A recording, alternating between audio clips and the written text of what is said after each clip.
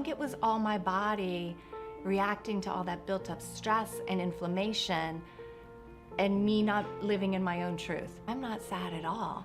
Like when that door closed, this other one opened so wide, and I really feel like I am able to take care of people and reach so many more people.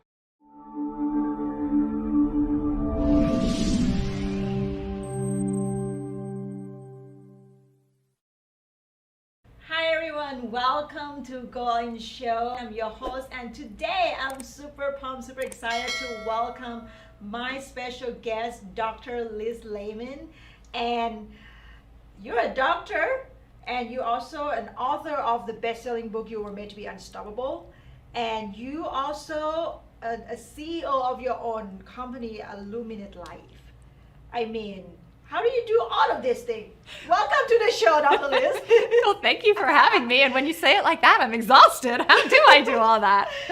Okay, well, tell us a little bit about your backstory. Like, where were you, and you were a doctor, and now, you know, like you're creating all this amazing thing, helping people learn how the, you know, all the crystal and everything, healing and balancing your life. I mean, what is that? Well, the backstory and how Illuminate Life started, it was really a perfect storm of different events, because as a child, I had loved candles.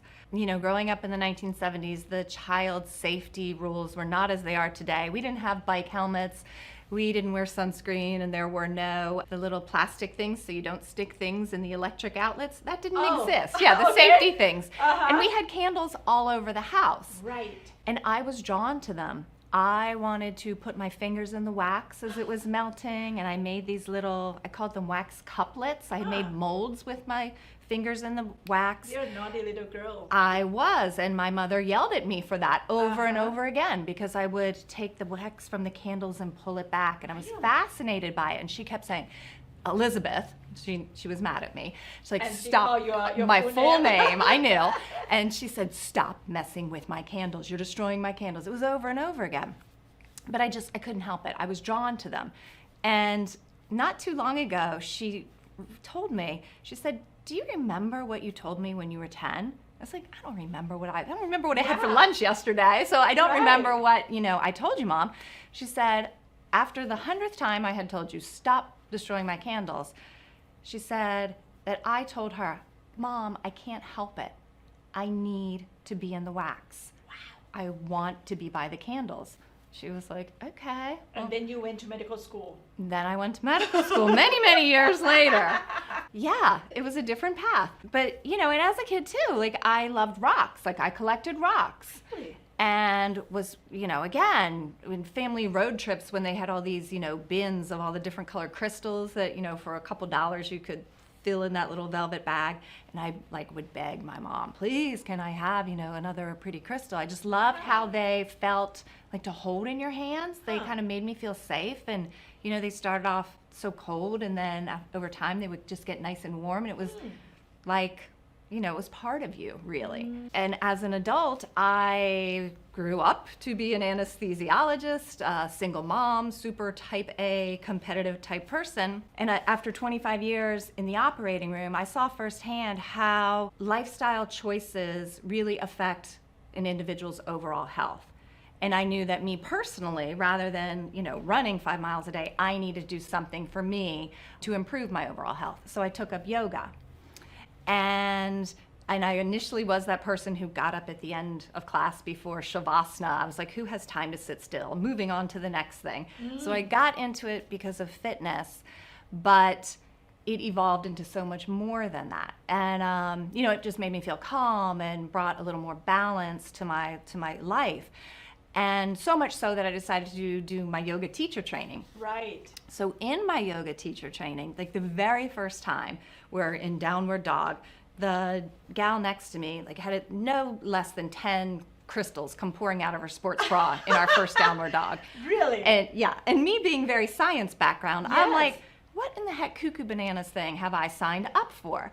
But so all those different things that really spoke to me, because those crystals, and I was like reminded of the rocks I collected as a child and the wax. And when I finally was introduced to the concept of candle making, I knew I wanted to unite them all and to put them all into a product that was natural. And then being a doctor, I wanted it to be able to kind of heal you in your home and make you feel better.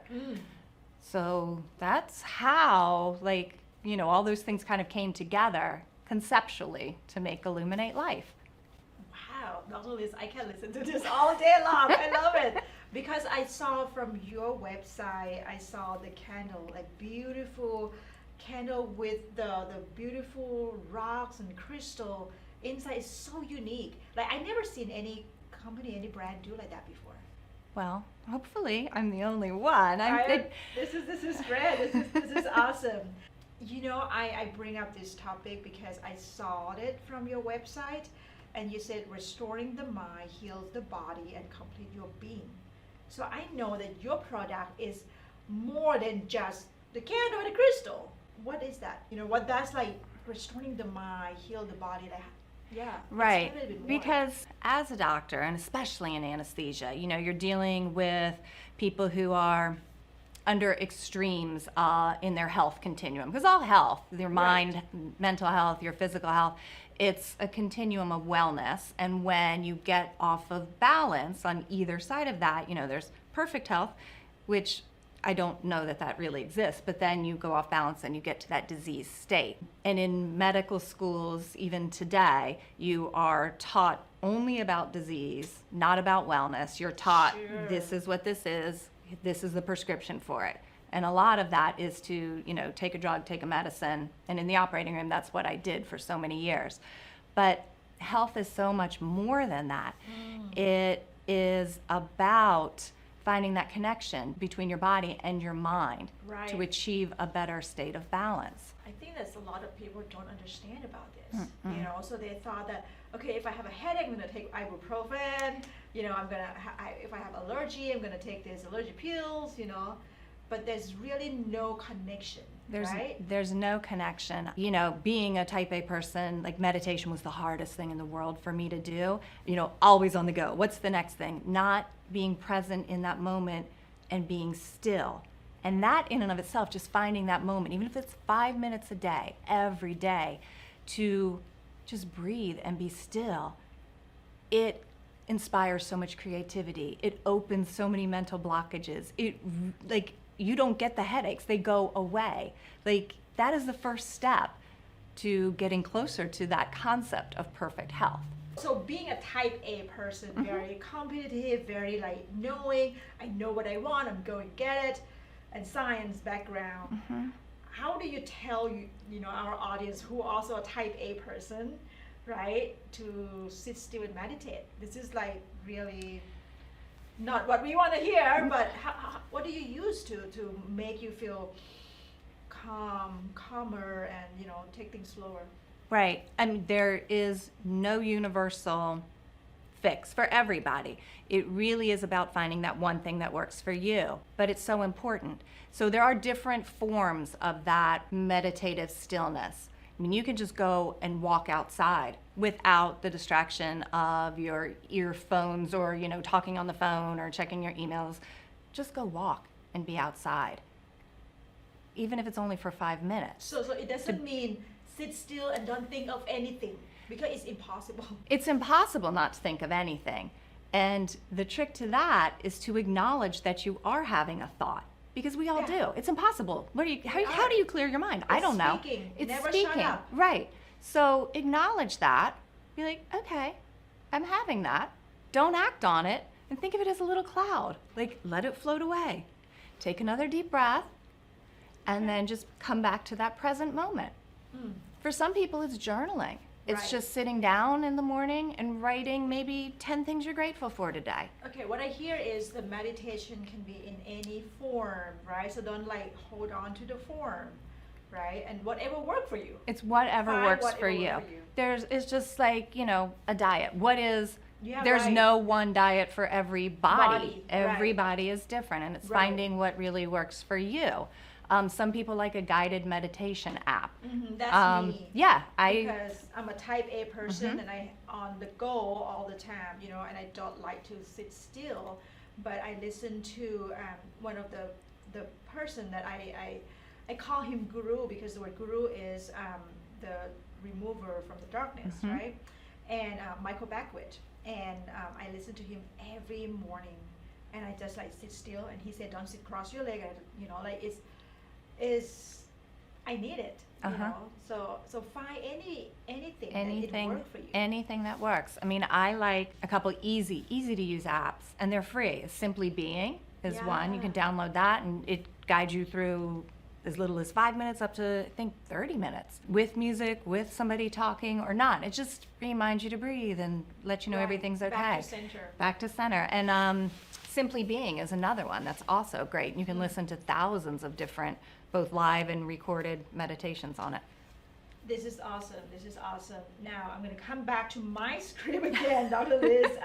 The universe literally had to force you to sit still, right? We're talking about sit still. Yeah. To set you on the path you were meant to be on. Like, what does it look like for you? Well, I didn't have a plan growing up. My father was a physician. I have a younger brother. And my younger brother was always given doctor kits, and I was given Barbies and those heads you would put makeup on and do the hair. So I didn't have a great passion or desire to go to medical school necessarily. And I know this now in retrospect, but I think I did it to seek the approval of my parents and my father, and to prove like, I'm a girl, but I can also go to medical school. Really? Yeah, I grew up in an old-fashioned, somewhat chauvinistic household. Your brother a physician also? Yep, he is. My father was. My mother was a nurse. We're a very, really? medical family. So it was almost like, this is what I'm going to do. And I was successful as an anesthesiologist. Sure. But there was always something in the back of my mind, this little voice that said, there's got to be a little bit more. Like, this is it. I mean, I remember distinctly changing out of my scrubs in the OR, in the locker room. I remember one day shutting the locker door and sitting down, being like, is this it? Is this my job for the next, 30 years? And feeling a little sad. But I wasn't ready to act on it. I just kept going through the motions. And this is how many years ago? This was probably almost 15 years ago. Really? Yeah. And I think I was afraid to step out of that comfort zone. I kept doing what I knew. And because I wasn't fulfilled and satisfied in my professional life, I filled that with other things. I was busy doing everything but. And in that not listening to my body and just pushing and pushing and pushing, I tore a muscle. I tore my hamstring muscle doing, some ridiculous yoga pose I had no business doing, just pushing myself. Right. Was told I needed at least 4 months of sitting still. What? And no exercise, which at the time to me was like the kiss of death. So while sitting on a frozen water bottle and feeling a little bit sorry for myself, I came across a blog on making candles. And I had never considered candle making before, ever. Sure, I already told you I loved candles and was meant to play in wax, but I just didn't think that was something I could do, much less make a career out of. But that day I ordered a kit on Amazon on making candles. And I started, putting wax and essential oils in old almond butter jars and giving them to friends who loved them. And at the time, still seeking for a way to be a little more fulfilled with what I was doing, because I wasn't getting that from my doctor role. We had talked about opening a yoga studio, some of my friends who I had graduated the yoga training with. And they were like, oh, you could sell these candles there. So the little seed was planted that this is a business. This is not just a kitchen experiment that I was playing in. So the yoga studio fell through, but I started that little candle making business on the side. I was still doing anesthesia. I still was not tapping into my internal knowing that this is not what I'm supposed to do. And I kept doing anesthesia, made the candles on nights and weekends, and went through it again. Day in, day out, just doing anesthesia until I turned 50 and the universe silenced me again. I had started to develop arthritis in my hands because in anesthesia, you use your hands for everything. From opening medications and injecting things with syringes to intubating the patient, ventilating the patient, turning lots of different dials. And I ignored the pain. I ignored, that my hands weren't as strong as they used to be and weren't working as they should, until one day I couldn't put a patient to sleep. Really? I couldn't do my job because of the pain and the loss of function in my hands. The patient did fine. Somebody came in and helped out. Patient went home, everything was fine. But that was the day that I scheduled the surgery to fix my hands. And that surgery did not go well. I've had 3 surgeries on one hand, and I need another surgery on the other hand. Really? Yes. And the post-op period was complicated with some shingles that gave me prolonged headaches for about a year. But I think it was all my body reacting to all that built-up stress and inflammation, and me not living in my own truth, that this was not what I was supposed to do. So the universe really forcing you to sit. Forced my hand, no pun intended, yes. Wow. So it forced me to be still and really consider. And people will say, oh, it's so sad, you're a doctor, you had to give all that up. I'm not sad at all. Like when that door closed, this other one opened so wide, and I really feel like I am able to take care of people and reach so many more people in their home, in their sanctuary. Yeah. So I know I'm still doctoring. I know I'm still caretaking. Yeah. And giving, hopefully, people the tools to take better care of themselves. This is different form of healing. Mm-hmm. Right? Absolutely. And you don't need to stay in the one form, giving them a shot, giving them medicine and stuff like that, right? Right. That's awesome. My next question for you is like energy flow where attention goes, right? That now the universe forcing you to sit still. Now you got to pay attention. Share with us a little bit about what does it mean for you and how, the crystal you mentioned, collecting the rocks as a little girl, and you feel that it's cold and then it's warm, and how is that? How can that heal? Like, I have no idea. Yeah. Well, so what we put out into the universe energetically, we get back. I love it. From my book too, what you seek is seeking you. That is 100% true. So if you focus on the negative and that becomes your priority, you will manifest that negative energy. I know. And what we create, you have the skill set to determine where you're going to go with that energetic flow. Positive energy brings more positive energy. So in choosing where we're going to put our attention, you can put it on what things in your life give you gratitude, or you can appreciate, rather than focusing on the negative, rather than focusing on the criticism. Right. And then you start to find all these things in life. Wow, I really am grateful for this. Or, oh my gosh, I appreciate you. I appreciate this so much in your life. That continues to flow and grow. And from that place of truth, you have so much abundance. It really is changing the mindset to an abundant mindset rather than one of scarcity and of not having and of negativity. So put your attention in the right place. Right, and it will come back to you tenfold. It's the magnet. It is. Definitely a magnet. It can be a magnet for positive energy. Yeah. And then everything in the universe, both the physical universe and the quantum universe, vibrates at certain levels. I mean, even the smallest subatomic particles are vibrating and generating energetic frequencies. And the frequencies of crystals align with our own energetic frequencies. And the crystals can help remove blockages to our energy flows. And when you're in a state of flow where everything is balanced, there's a universal collusion where everything is working in harmony.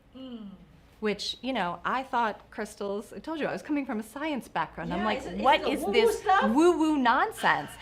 But ancient Egyptian Yeah. warriors felt that carrying certain crystals, like red carnelian, would give them strength and empowerment. And they would not go into battle without wearing crystals on their person. So, like, a person like me, like, I have no idea which crystal should I carry. What would you suggest? It varies for different people. There are a lot of different crystals Right. that people don't know. A lot of different resources are out there on the internet. Some are very good, and I have some of those links in my website. But Okay, what is your website? it's www.illuminatelife.com, and Okay. it's ALUMINATE, life, all one word. The Okay. Illuma part is Sanskrit from Yeah. flame. So it was, and then a play on illumination. That's how that kind of came into Really? being. Yeah. But I would recommend starting with amethyst. It is a purple, it's beautiful, but it also vibrates at your third eye chakra, so at the seat of knowing in your forehead, of wisdom, Okay. and it's a universal healer. Gotcha. So, what is the exciting new project that you're working on right now, Dr. Liz? Well, as an entrepreneur, there are always lots of projects in the works. Sure. Working on new holiday packaging and new candle sets to make giving gifts of wellness easy for everyone. I'm also working on an aromatherapy line for pets because our pets suffer from a lot of the same things that we do, from anxiety and Yeah, depression and aches and pains. And it's fascinating, but there are so many studies that show that crystal healing and healing with essential oils can really benefit our animals. So that's coming out. And then I'm working on another book, which is like just What a is it project I hold so dear to my heart. Oh, my. It's a memoir-esque book that I don't like to say lessons and errors or Sure. trial and error. It's really trial and lessons of my life, where I recount stories that had profound effects on me, even though I Yeah. may not have known at the time. Right.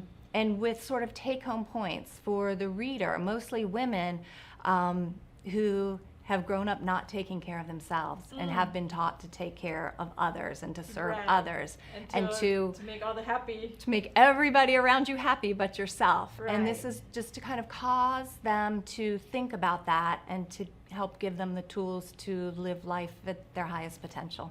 And it's coming out in a few months. In a few months. I'm so excited. Me I'm too. So excited.